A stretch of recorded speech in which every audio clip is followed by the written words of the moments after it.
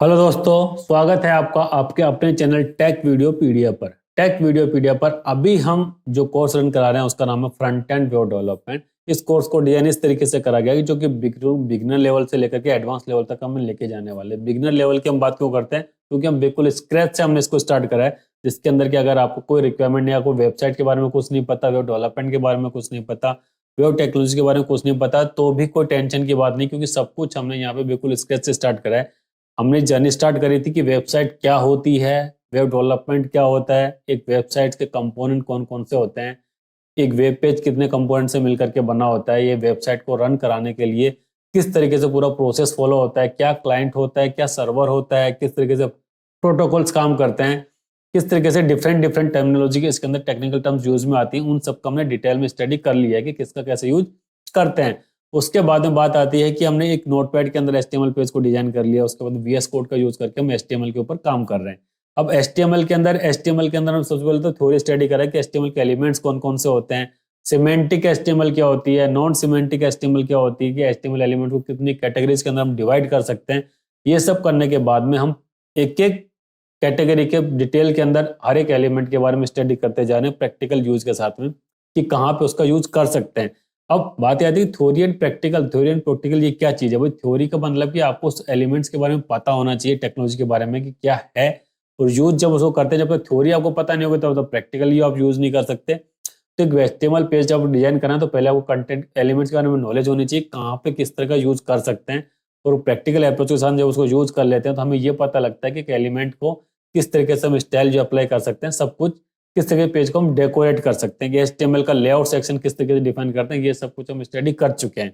आज के वीडियो में डिस्कशन ये करेंगे क्या जो हमारे पास में इनलाइन स्टाइल आती है उसके अलावा जो स्टाइल एलिमेंट है वो किस तरीके से उसके ऊपर काम करता है। बेसिकली स्टाइल एलिमेंट या फिर एक वेबसाइट को रेस्पॉन्सिव बनाने के लिए कौन सा रोल सबसे ज्यादा इंपॉर्टेंट होता है, कौन सा एलिमेंट सबसे ज्यादा इंपॉर्टेंट होता है, किस तरीके से किसी भी वेब पेज को रेस्पॉन्सिव वेब पेज बनाया जा सकता है।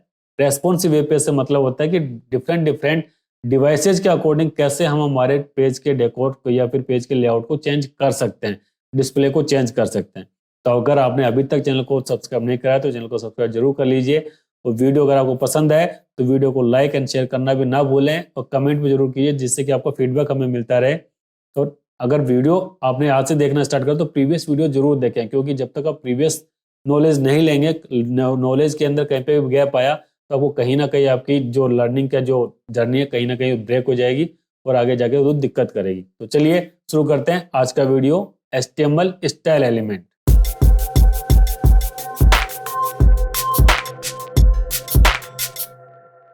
HTML element style. अभी तक के जितने भी हमने वेब पेज बनाए, एचटीएमएल पेज बनाए, उनके अंदर हर टैग के साथ में हमने स्टाइल एट्रीब्यूट का यूज करा है कि उसके स्टाइलिंग को बनाने के लिए, कि स्टाइल से मतलब है कि उसको डेकोरेट करने के लिए, कि उसका कंटेंट का डिस्प्ले कैसा होना चाहिए, उसका बैकग्राउंड कलर कैसा होना चाहिए, उसका बॉर्डर साइज वगैरह कितनी होनी चाहिए, फ़ॉन्ट साइज कौन सा होना चाहिए, फ़ॉन्ट कलर कैसा होना चाहिए, ये सब कुछ हमने डिसाइड करा था स्टाइल एट्रीब्यूट के थ्रू। लेकिन वही सब काम हम स्टाइल एलिमेंट के थ्रू या स्टाइल टैग के थ्रू भी कर सकते हैं। किस तरीके से करते हैं आइए, और एचटीएमएल स्टाइल एलिमेंट का पर्पस क्या है यूज करने का वो भी हमें पता लगेगा। तो सबसे पहले हम बना लेते हैं स्टाइल एलिमेंट डॉट एचटीएमएल। ये कंप्लीट हमारा स्टाइल से रिलेटेड होगा, इसके अंदर की हम कोशिश करेंगे जानने की कि भाई हमारा स्टाइलिंग को किस तरीके से डिफाइन करते हैं। एचटीएमएल हेड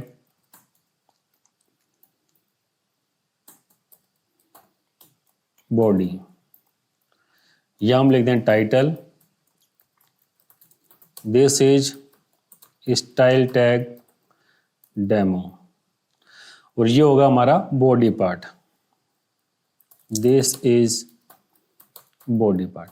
तो अभी हमें अगर कुछ कहीं भी करना हो कि भैया एचटीएमएल पेज के अंदर या फिर बॉडी टैग के अंदर जो भी हमने कलर डिस्प्ले देना है वो कैसा देना है, अगर हमें बॉडी पार्ट का कलर चेंज करना हो या फिर पूरा जो हमें बॉडी पार्ट का डिस्प्ले चेक करना है, तो क्या करेंगे, सबसे पहले हम बॉडी के अंदर जाते हैं, स्टाइल के अंदर लिखेंगे कितना, बैकग्राउंड कलर के अंदर हमने बोल दिया कि हमें चाहिए बैकग्राउंड कलर ग्रे, तो जाकर के ग्रे कलर अप्लाई होगा, ग्रीन कलर हो गया। इसके ऊपर हम बोलते हैं कलर कौन सा होना चाहिए, तो यहाँ पे हम बोलेंगे कलर के हमने बोल दिया व्हाइट।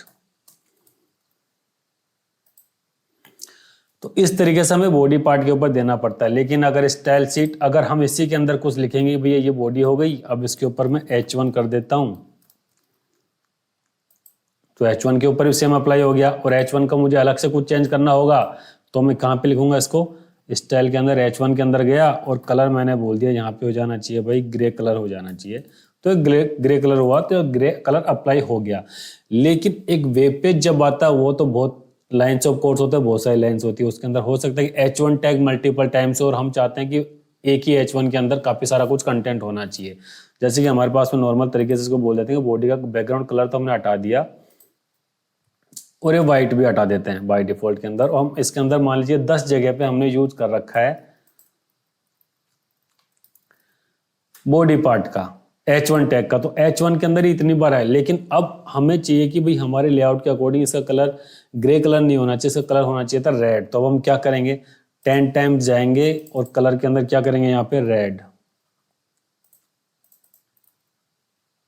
रेड। तो जहां जहां पे हमें रेड करना होगा उसको हम यहाँ पे चेंज करते हुए चलेंगे और वो सब कुछ रेड होता हुआ चले जाए। तो क्या इससे कोई इजियर अच्छा वे हो सकता है, या फास्टेस्ट वे हो सकता है? बिल्कुल। उसी के लिए हम यूज करते हैं स्टाइल एलिमेंट का, स्टाइल टैग का। जो अभी तक हम यूज कर रहे थे स्टाइल टैग, स्टाइल एट्रीब्यूट, वो सब हम यहाँ से रिमूव कर देते हैं।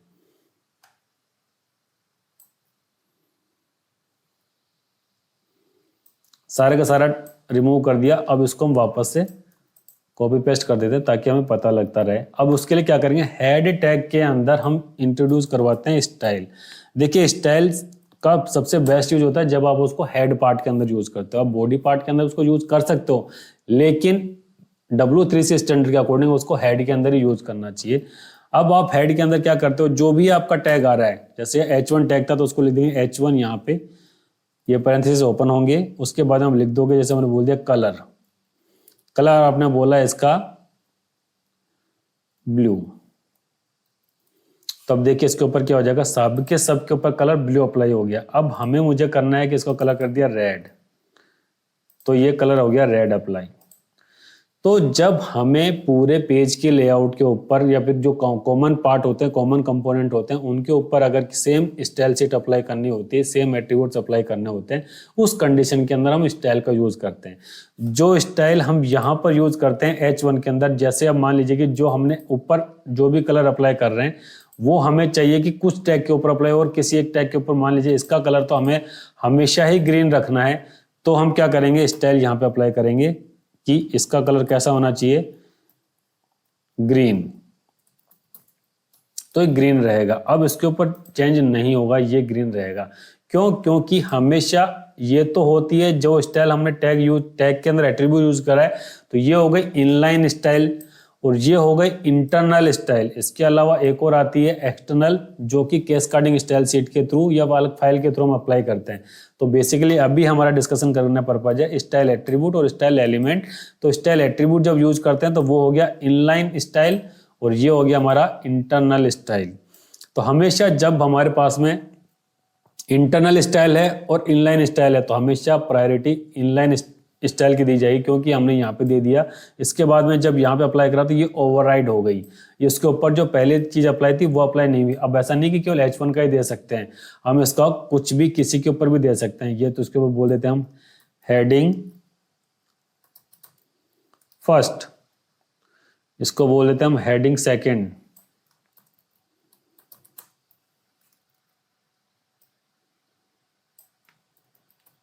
हेडिंग थर्ड,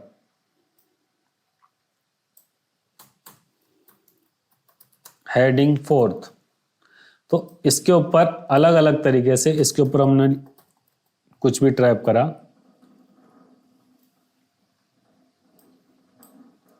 सेम हम यहां भी अप्लाई करना चाह रहे हैं।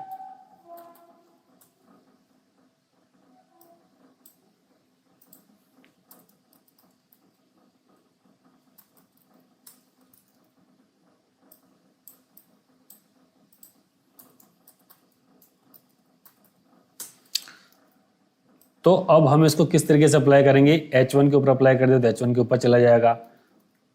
और P के ऊपर हमें देना है, तो जब P जहां जहां पे पैराग्राफ होगा उसके ऊपर जो अप्लाई करना है, हमने बोल दिया कलर इसका होना चाहिए ब्लू,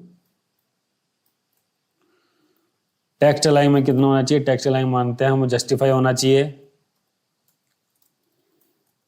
फॉन्ट साइज 16 पिक्सल होना चाहिए। तो सेम चीज इसके ऊपर अप्लाई हो जाएगा। तो इस तरीके से हम स्टाइल का यूज करते हैं कि स्टाइल एलिमेंट कहाँ पे हमारे पास में यूजफुल होता है। अब ये सब कुछ हो गया। अब मान लीजिए कि किसी एक पर्टिकुलर का चेंज हमें करना होगा, तो यहाँ पे हम इसकी इनलाइन स्टाइल दे देंगे। स्टाइल गए, स्टाइल के ऊपर जब मैंने इसको चेंज करा कि इसका फॉन्ट साइज तो हमारे पास में 26 पिक्सल होना चाहिए, 16 पिक्सल नहीं होना चाहिए था, तो इसका फॉन्ट साइज अपने आप चेंज हो जाएगा। तो ये इनलाइन स्टेट अप्लाई हो गई। हर एट्रीब्यूट, हर एलिमेंट के ऊपर सेम तरीके से हम अप्लाई करते हैं। हमारे पूरे वेब पेज को हम इसी के बेस के ऊपर डिजाइन कर लेते हैं। जैसे कि अगर हमारे पास में सेक्शन देना है, हेडर देना है, हर किसी एलिमेंट के साथ में ये चीज अप्लाई हो जाएगी। अब दूसरा चीज क्या यूज करना होता है कि जब इनलाइन स्टाइल हम यूज करते हैं, उसकी क्या लिमिटेशंस होती है कि जैसे मान लीजिए कि अभी हमारा स्क्रीन जो भी चल रही है इस साइज की चल रही है। अगर हम इसको जैसे मान लीजिए डेवलपर टूल्स के ऊपर जाकर के हम इसे दूसरी विंडो पे चेक करना चाहते हैं, तो ये जो आइकन बना हुआ है इस पर क्लिक करेंगे तो देखिए ये इस टाइम में साइज आ गई आईफोन की साइज। अब हमें ये चाहिए कि हमारा जो आईफोन के ऊपर कुछ अलग तरीके से दिखना चाहिए, तो क्या करना पड़ेगा उसके लिए, और डेस्कटॉप के ऊपर अलग तरीके से दिखना चाहिए। तो दोनों कंडीशन के अंदर हम स्टाइल तो अलग अलग दे नहीं सकते एट्रीब्यूट्स के अकॉर्डिंग। तो अब हमें यहाँ पे इंटरनल जो स्टाइल है उसके ऊपर अप्लाई करना पड़ेगा कि जब भी ऐसा कुछ कंडीशन होगी तो हम स्टाइल के अंदर हमारे पास में ऑप्शन आता है मीडिया क्वेरी का। तो मीडिया क्वेरी कैसे काम करती है, मीडिया क्वेरी कैसे काम करती है इसके ऊपर हम अलग से भी डिस्कस करेंगे। मीडिया आ गया, मीडिया के अंदर हम बोलते हैं इसको स्क्रीन एंड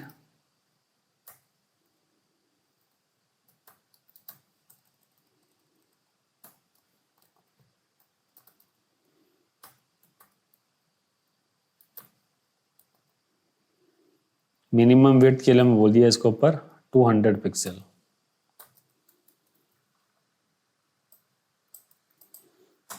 इसको बोल दिया हमने 500 पिक्सल। और ये हमने बोल दिया इसको यहां से हटा के तो इसके अंदर डाल दिया। और यहां हम इसको बोल देते हैं कि कलर इसको हो जाना चाहिए ब्लू और इसको जस्ट होना चाहिए रिवर्स। ये हो गया ब्लू और ये हो जाएगा रेड। तो इस कंडीशन में देखिए हमारे पास में क्या होना चाहिए, ये सब कुछ आ गया। इसके ऊपर चेंज करा, इसको जब मैं रिफ्रेश करूंगा तो उसको अप्लाई हो जाना चाहिए था। ये चेंज करते हुए इसकी विड्थ कितनी आ रही है, मिनिमम विड्थ के ऊपर इतना कुछ आ रहा है।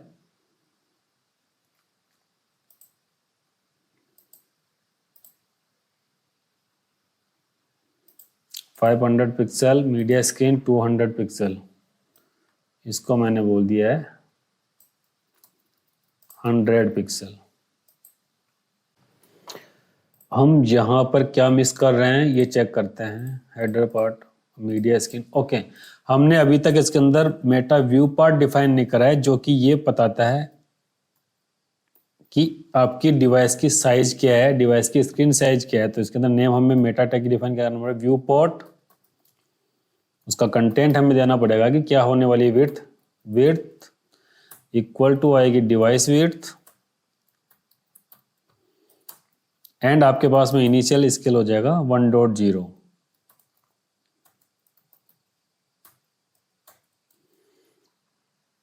इसको सेव कराया, उसको रन कराया। अब इसको रन करा के चेक करते हैं कि हमने जो विड्थ डिफाइन कर रखी है उस विड्थ के अकॉर्डिंग ये चलता है या नहीं। देखिए यहाँ पे हेडिंग हो गई 1 वाइट कलर रेड कलर के अंदर, और जैसे मैं इसको कर देता हूँ चेंज कर दूंगा तो ये हो गए ब्लू कलर के अंदर। तो मतलब कि आपकी वेबसाइट को डिफरेंट डिवाइसेस के अकॉर्डिंग कैसे सेट करना है, ये तो हमने केवल एक सिंपल सा डेमो दिया है कि केवल हेडिंग और पैराग्राफ का कलर चेंज करना है। लेकिन आपका कंटेंट किस तरीके से डिस्प्ले होगा वो सारा कुछ कंट्रोल होता है किसके थ्रू, स्टाइल टैग के थ्रू, स्टाइल एट्रीब्यूट के थ्रू। तो जब आप स्टाइल अलग अलग डिवाइसेस के अंदर सेट करना चाहेंगे तो उसके लिए आपको स्टाइल इंटरनली देनी पड़ती है या फिर एक्सटर्नल देनी पड़ेगी। आपको इनलाइन जो स्टाइल होती है उसके थ्रू आप डिफरेंट डिवाइसेस के अकॉर्डिंग अपनी वेबसाइट को डेवलप नहीं कर सकते, या फिर ये कह सकते हो कि अपनी वेबसाइट को रेस्पॉन्सिव आप नहीं बना सकते। क्या हमारे पास में स्टाइल टैग के साथ में, स्टाइल एलिमेंट के साथ में कोई लिमिटेशन है? कोई लिमिटेशन नहीं है, आप जैसा चाहे उसके अंदर बना सकते हैं। अब दूसरी बात ये आती है कि किस तरीके से इसको इम्प्लीमेंट कैसे करना होता है। जैसे मान लीजिए ये तो हो गया हमारे पास में स्टाइल का रेस्पॉन्सिव के अलावा अगर हम इसको एक चेक करना चाहें कि स्टाइल अगर हमारे पास में अलग अलग तरीके से अवेलेबल है, ये आ गई, हमने जो स्टाइल दे रखी थी उसी को मैंने यहाँ से कॉपी कर लिया, पहले H1 के अंदर देखिए वापस से मैंने अगर डिफाइन कर रखी है तो क्या हमारे पास में वापस से डिस्प्ले में आएगी, ये स्टाइल आ गया हमारे पास में।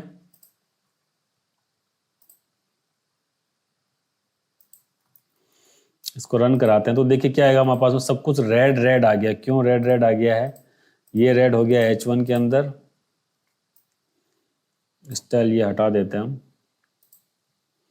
ये H1 टैग हो गया, इसके अंदर ये डबल से पैरेंथेसिस लगे हुआ, इसकी वजह से दिक्कत हो रही है।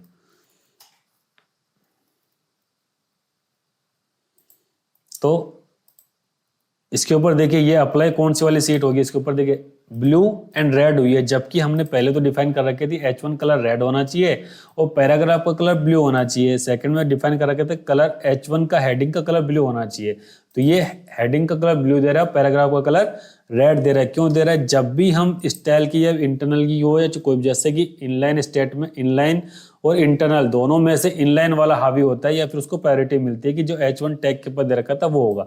उसी तरीके से अगर आपके पास में गलती से मल्टीपल CSS मल्टीपल इन वो स्टाइल दे दी गई किसी की टैग की, तो जो सबसे लास्ट में आपके पास में स्टाइल आएगी वही उसके ऊपर अप्लाई होगी, क्योंकि वो उसके साथ में ओवरराइट होती हुई चली जाती है। अब ओवरराइट का सब कुछ होगा नहीं, जैसे मान लीजिए कि इसके अंदर तो हमने कलर चेंज करा है और इसके अंदर फ़ॉन्ट साइज दे रखा है, फ़ॉन्ट साइज हमने दे दिया इसका 22 पिक्सल,